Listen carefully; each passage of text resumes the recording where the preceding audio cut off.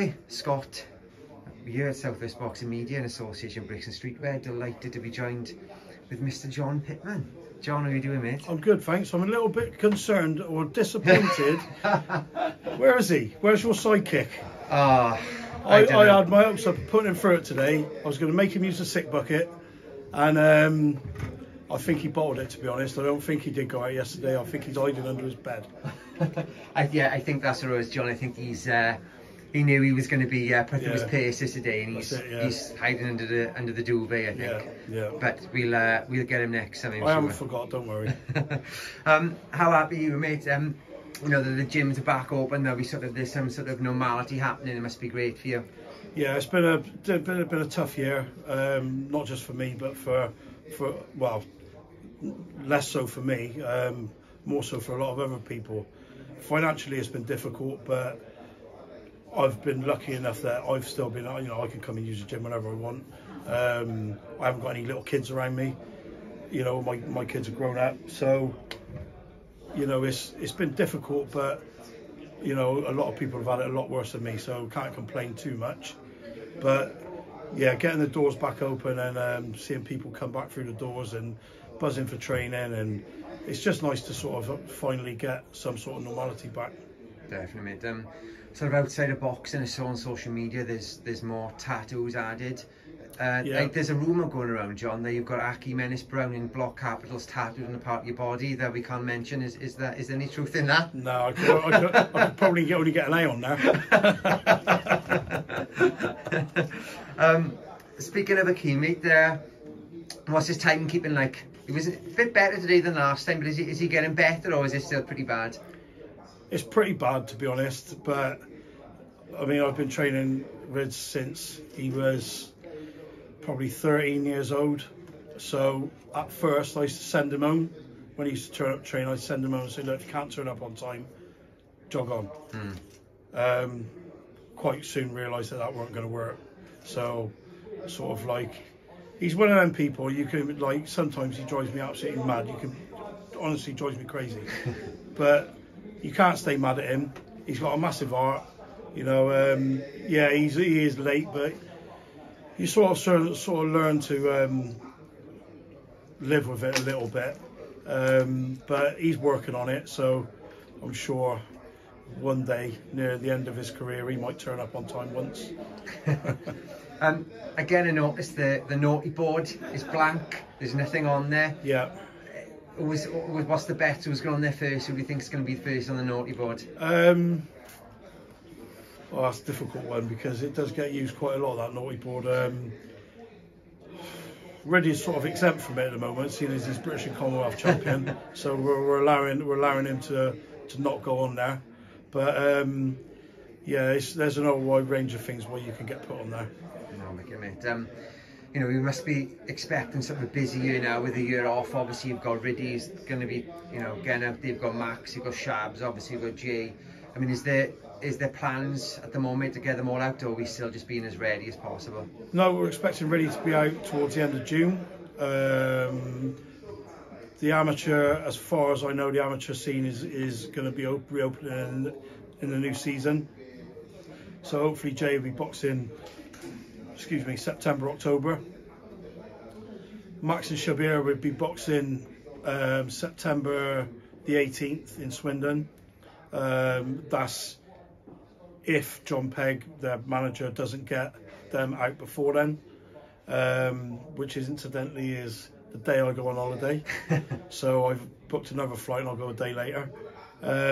So yeah, you know, there's light at the end of the tunnel now, and you know, everyone's buzzing really, because it's been difficult to motivate people when there's been no idea about when they're going to be fighting, and you know, trying to keep people professional, and you know, when you're a little bit older, you can sort of see a bit past all this, say, you know, this is a good time for you to be learning and growing and that type of thing. When you're a bit younger and you're in the middle of it and it's you yourself, you know, it's difficult to resist temptations of, you know, what's going on, life, you know, and mates and that around you. So yeah, it's nice that we've actually got something to focus on, and we can move forward. Speaking of sort of of that, you know, I saw an MTK, an IFL interview with you and Max, and you sort of said there was a period of time where sort of Max were missing for a while. From a trainer's perspective, is that something that worries you about fighters? Do you ever like worry that they might not come back to the gym, and do you try and encourage them to come back, or do you just sort of think, well, they're their own men, they can come back when they're ready? With Max, it was a difficult one because Max has been talented from the word go. I think Max had something like 33 amateur fights and won 29. So, you know, I believe that if he hadn't took the wrong path, I believe Max could have got onto GB. You know, he was that good. He always said he didn't want to go pro. It just wasn't for him. So I think the more people went on and on at him about, oh, you need to do this, you need to do that, the more he didn't listen. So I sort of took a back seat there. I didn't force him, I didn't pressurise him, but I always said, don't make the same mistake as I did, go down the wrong path, and you know, you're better than that type of thing. And that's the one thing from my past I feel I'm in a position to give some decent advice to people like Max. But Max came back of his own accord, realised that he did. I think he looked at Riddy and saw, hang on a minute, you know, they were sort of on a par as they were coming through the juniors and stuff. You know, I could be doing that, and so, you know, now he's finally sort of got a bit between his teeth, and you know, he absolutely trains like a beast, and you know, you know, hopefully John Pegg will be able to get him on some Hennessy television shows, and you know, we can start looking for some live fights and, you know, show everyone what he's made of. Obviously, you know, he fought at 154. This talk of him going to 147. What's the plans moving forward with that? Yeah, I mean, I think Max can do 147 with a day before weigh-in. You know, as long as we get the nutrition right and everything in place, I think he can make that weight. And he'd be big for a welter as well. He's a very, very fast, moves well. I mean, if anyone who's seen him box on the Nielsen shows, you know, he brings a massive support, and he's always in exciting fights. You know, he's a real sort of pleasure to watch. So yeah, we're expecting some big nights for Max. I mean, coming on to Riddy, obviously a great win against Philip Bowes for the British and Commonwealth in September. Has it been a bit frustrating, obviously, since then? I can imagine you would have wanted to have the Maxwell fight in March. Has it been, you know, a bit frustrating for you both? Yeah, massively. You know, it's not just about the money, it's trying to keep the momentum going, fighting regular. But shit happens, you know, injuries happen, things happen, and you know, Maxwell's a good fighter. You can't take him lightly. You know, you got to be 100% to box people like that. You know, there's no room for error. So it was just one of those things, you know, that couldn't be avoided. It's frustrating for us. It's frustrating for Sam Maxwell. But that's boxing, you know, and you know, it is what it is. You can't dwell on it too much. We just got to move forward. I mean, and you've been on that other end of the fight as well, with people pulling out on you, mate, haven't you? Do you know what I mean? Yeah, I mean, we were sort of like 3 o'clock in the hotel room on the day of the fight, which was, I mean, but whether it's the day of the fight, the day before that, you know, you've still gone through a whole training camp. You know, like Sam Maxwell's gone through a whole training camp. You know, he still spent a lot of money to fund his training camp. So, you know, like, it is disappointing, and you know, even though he's the other side of, you know, I did feel for him. But as I said, you know, he's a good fighter, and you know, you can't do things half-hearted. You've got to be 100% to come away and beat him. Definitely. I mean, some people are saying the Maxwell fight is going to be, you know, Riddy's toughest test to date. In the lead up to this, with sort of training, is the structure still the same, or do you tailor the sort of the training to the opponent? Yeah, I mean, you do train. You do. Sam Maxwell's very fit. He's very well-rounded, but as with 99% of fighters, there's weaknesses there. So, you know, we're to train to exploit those weaknesses. I think I know how to beat him. I think really is all wrong for him. But having said that, you know, he's been around, he knows what he's doing. So yeah, it's difficult to say if it's his toughest opponent. You know, Chris Jenkins was an opponent who most people said, you know, what are you doing putting him in with him for? So Ridley's got a history of upsetting people who he's not meant to beat.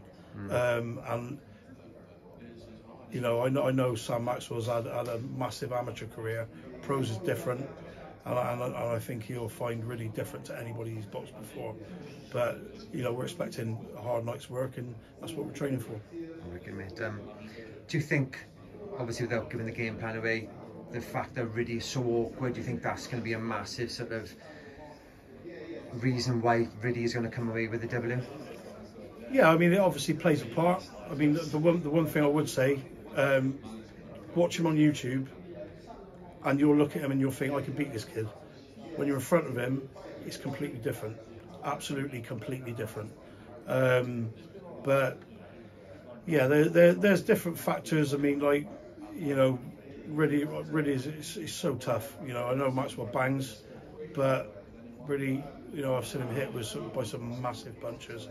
You know, I've seen him hit in training, I've seen him hit in fights, and I'll tell you, he's got a granite chin. You know, he doesn't get hurt, whether it's to the head, whether it's to the body, whatever. You know, he's I don't know what he's made of, but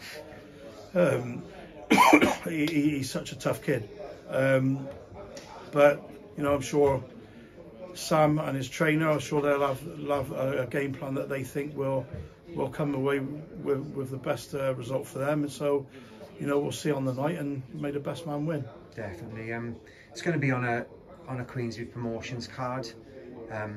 Is there any sort of hope that maybe, you know, Frank might, you know, get his checkbook out for you, seeing Ridley in the flesh? Well, I think you know, we'll just have to see what happens. You know, Ridley's got a good team around him in MTK. You know, everything that they've said that they're going to do, they've done. It'd be nice to come away, get this fight out of the way, and then see what the options are. Whether he stays, keeps his British title, whether he moves on to European, who knows what's going to happen. So, you know, my job is to get him in the best shape possible, get him through the fight. MTK's job, and you know, the other people around him, whether it's Frank Warren, whether it's Eddie and whoever, that's their, you know, I don't think too much about that. I just think about what I'm doing, and let MTK sort of deal with the rest, really. Oh, good. The last time we came here, Jay wasn't here. I think he was dating or out with a lady friend. No grandchildren yet, John? Well, yeah, I have got I've got a Welsh grandchild. All right. Yeah, my daughter lives in Malpass, yeah, outside of Newport. So I've got little Hadley now, who's Welsh through and through. Hadley Jones. Can't get more Welsh than that. No, I tell you what, yeah, exactly. So yeah, so I've already got one. You don't want another one yet off from G? Well, no, I don't mind waiting a little bit off him. Wicked. Does it make you proud, mate, knowing, you know, your son is sort of following your path? I mean, was there ever a time you tried to coax him out of getting punched in the head for a living? Not really, no. I've always encouraged him to box because I know the benefits of it. You know, it is such a tough sport. Jay's a bit different, where he's been born into this. Everyone else who comes to the gym comes here because it's something that they want to do. Jay's, he hasn't been pushed into it. If he wants to pack it in, if we never want to do it, that's up to him. But it's part of his life that is just no fault of his own. So there has been times when I've questioned whether he really wants to do it.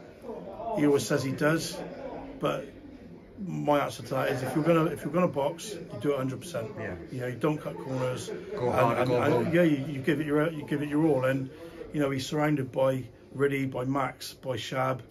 You know, he's surrounded by a lot of good influences. So, you know, hopefully he will go on. He says he wants to go pro when he's older. So, you know, I just hope that he enjoys it and you know, keeps enjoying it and does well at it. Oh, wicked. I saw on Instagram you were at Matchroom HQ doing some training. I mean, yeah. How did that come about and what was that like? Oh, we've been to Matchroom loads of times in the past. Sparred with Riz has sparred with Ricky Burns, O'Hara when he was there, Martin J. Ward, Conor Ben, the list goes on. So they contacted Riddy about sparring Martin Ward because he's got a world title eliminator coming up, which is good preparation for us as well, because you know he's got a very technical boxing style, as has Sam Maxwell. So yeah, we were up there Wednesday, back up again. Friday we went, back up again Wednesday. So I would imagine we'll be up there quite regular now, amongst trips to Wales, Tony Borg's gym, you know, which is like an extension of our own gym really. You know, the lads regularly spar with Gavin, Gwyn, with Selby, you know, everyone up there, and you know it's like an extension of the team really, being in St Joe's. It's not quite Tenerife though, I don't suppose, is it? Not quite, not quite, but we're working on that one. Before we leave it go, John, what would the sort of the ideal 2021 be sort of for you, for the gym and for your boxers, do you think? Wins all round. Jay's entering I think the MTK Box Cup, so it'd be nice to see him win that. Nice to see him do well in the junior ABAs. He got beat in the quarterfinals last year, which was like there was absolutely nothing in it, so it'd be nice to see him get to the finals this year. Nice to see Max and Shabir out, finally shake the rust off of Max and get Shabir's debut out of the way. Be nice to see Riddy beat Sam Maxwell, and then hopefully have another fight again sort of November time, and just see, you know, how far he can go really. You know, yeah. I believe he can win a world title as long as he does the preparation right, as long as he lives the life. I really believe he can go all the way. So it's an exciting time coming up, you know, with the gym being back open, and you know, old faces, new faces, everyone's buzzing to be in here. So, you know, it's nice to put the last year to bed, and not just for me but for everyone to move on with their lives and enjoy life again. Oh, wicked. Well, John, on behalf of Southwest Boxing Media, thanks again for having us, and we'll catch up, I'm sure, again soon. Nice one, thanks.